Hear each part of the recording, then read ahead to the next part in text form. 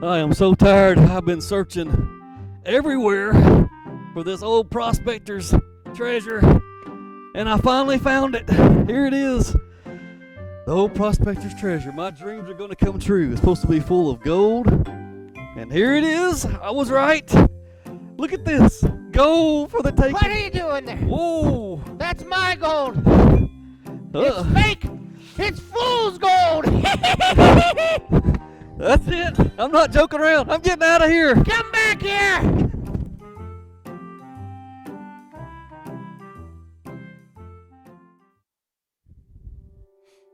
Good morning, boys and girls. I'm glad you could join us today in Children's Church. I hope you're having a good time so far. And today we're talking about, this is our series. It's called Bible Treasure Hunt. We've been doing this for several weeks now. And today we're going to talk about what it means to be great in God's eyes. He wants us to serve others, and He wants you to go out and serve other people. That's what makes you great in His eyes. Today we're talking about a passage of Scripture called the Last Supper, and it's found in Luke 22:19 through 27. And before we talk about our Scripture passage, though, I want to point out some interesting things found. It happened in our history of our country. You might find this fascinating, that back in the 1800s, which is a long time ago, the United States wasn't as big as it is today. In fact, there was only a few cities on the East Coast.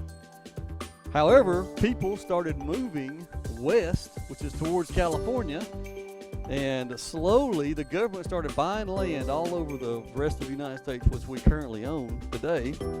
And our country grew bigger and bigger and bigger. And they started building up towns all over the place. Out west, all these towns started popping up when people would move there. But something happened. People in the east learned that there was gold out west to be found. Real gold. They were picking gold up off the ground, picking it up out of streams. And all this rumors started going all across the East Coast, and people started moving west to go find gold. So places would pop up like Deadwood, South Dakota. This is one of the places people went to find gold. They went as far as Alaska to find gold, to be rich from the gold. Now, people found out something when they got over there, that the search for gold turned out to be a lot harder than they thought it was going to be. People had these dreams of finding gold and being rich and coming back and making their families rich, but it didn't work out that way. Not only did you have to deal with wild animals and weather and not having a place to live, but also Native American tribes still lived in these places, and they didn't appreciate us coming out there and taking over their land. They didn't like intruders coming in. Then you had other people who were trying to steal the gold from the people going out there to find the gold. There was all kinds of problems. And there was one other big problem that they had, something called fool's gold. It looked like gold, but it wasn't real gold. It had all the appearances of gold. In fact, when people would find it, they actually thought they had found a lot of gold, but it really was just fake gold. It looked like gold. It's called fool's gold. Many prospectors would go out digging and working and panning for gold for days and days and days, weeks and weeks and weeks, and even years, and they would find what they thought was gold. But then when they got all the way to town to sell it, they found out that it wasn't real gold. Very disappointing. They had actually found nothing. When it comes to seeking treasure in our time, Jesus showed us that what the world considers to be gold standard is nothing but that. The world wants us to believe that gold means being number one, but it doesn't. God's definition of treasure is something completely different. We're going to find out what that is in just a few minutes.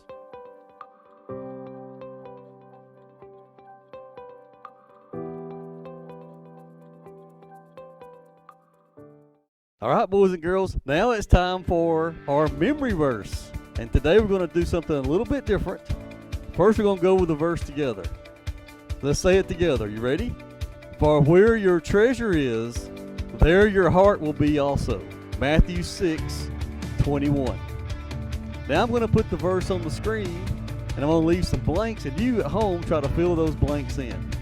Are you ready? Where your is, there your will be also. 6:21. Okay, did you get that? That was pretty easy. Now we're going to make it a little bit harder. Starting off with the first word.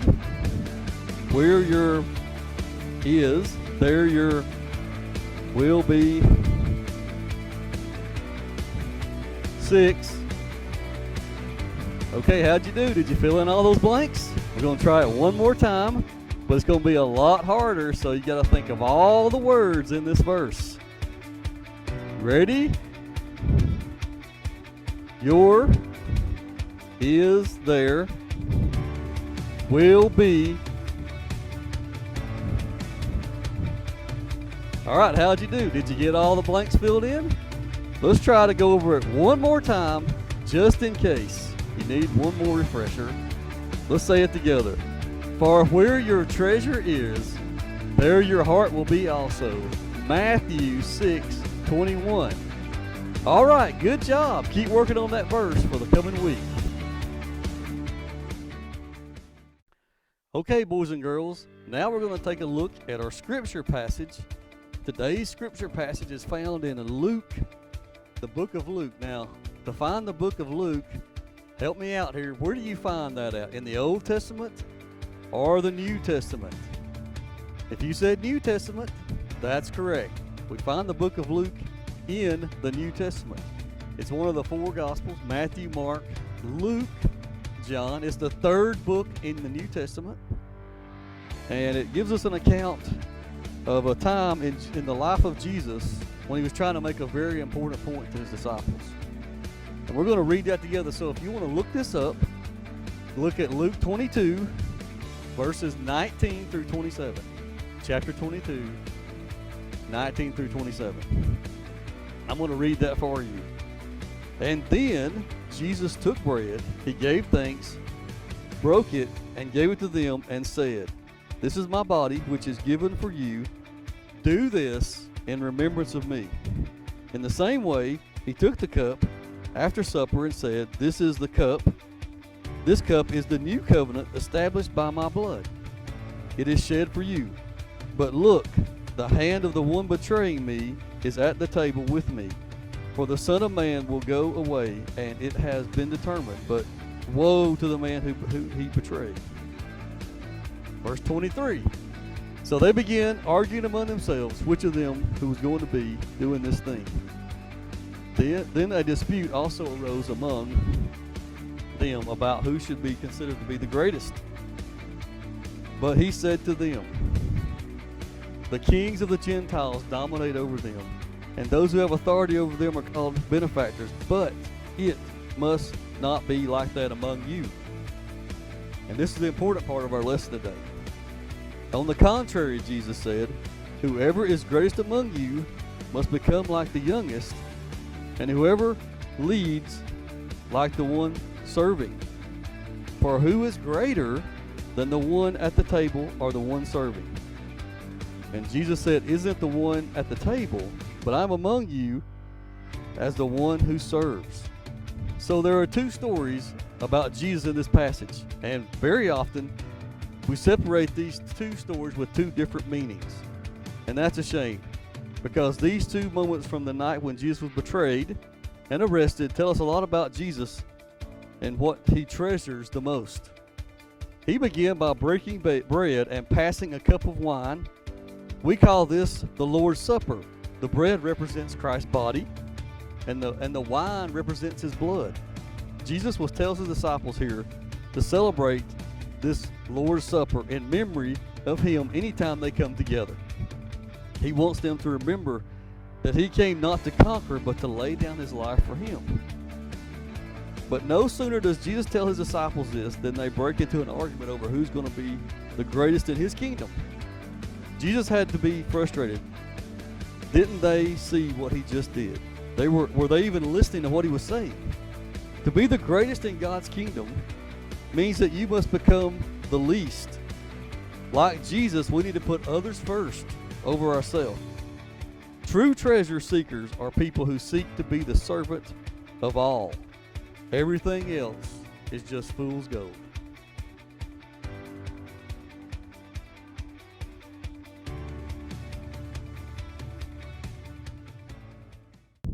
Come along, guy. Behold, we found it. We found it. Are you sure this is it? Well, just look at it. It's the lost treasure of old One-Eyed Walter. I'm sure of it. I can't believe it's just out here in the open. Why wouldn't he bury it? Why would they bury it? Do they carry shovels on their boats? Really, guy? I never thought of it that way. Look, we're going to be famous all over the world for this. When people think about this treasure or adventure or pirates, the first names that come to their mind is Indiana Jones or West Virginia Jones. And Guy. Yes, whatever, and Guy, yes. Well, here it is, big moment. Look inside the box for one of the greatest treasures on earth. Men have searched for this treasure for years and years, and now, Guy, you'll be the first to see the treasure of One-Eyed Walter. You're the leader. You look first. No.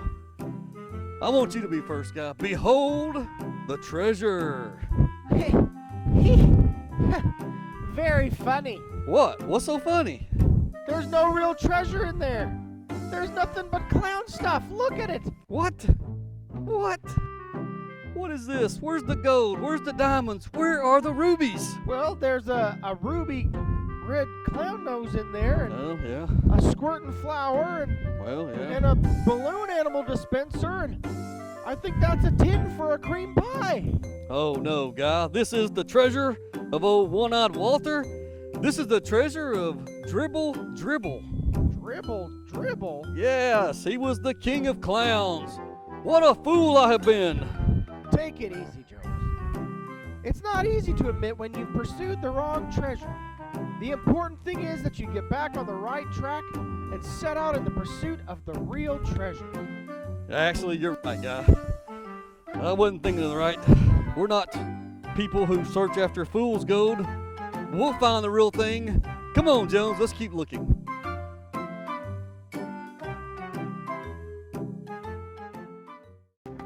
You know, those early prospectors, that fool's gold, when they found it, it looked pretty good to them.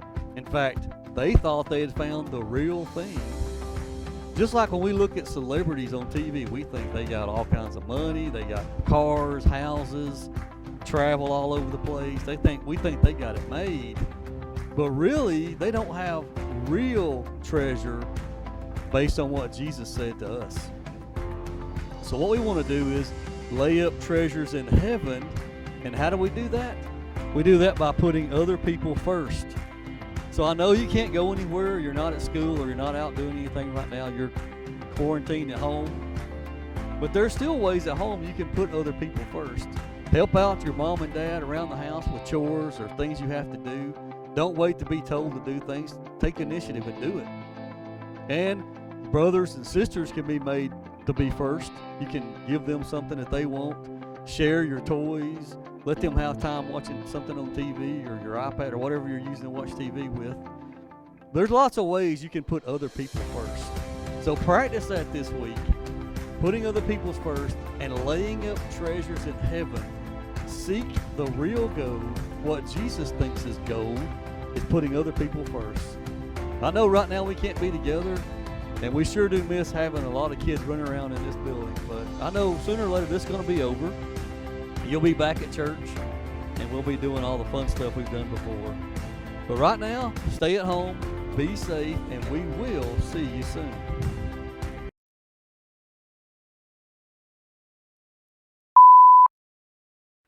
The search is over. Finally found the old prospector's treasure. Supposed to be full of gold. Bullion. And guess what? I found it. My dreams are going to come true. I'm rich. Hey, get away from my treasure. Hey, this is no joke. I'm not clowning around. I'm getting out of here. Get out of here.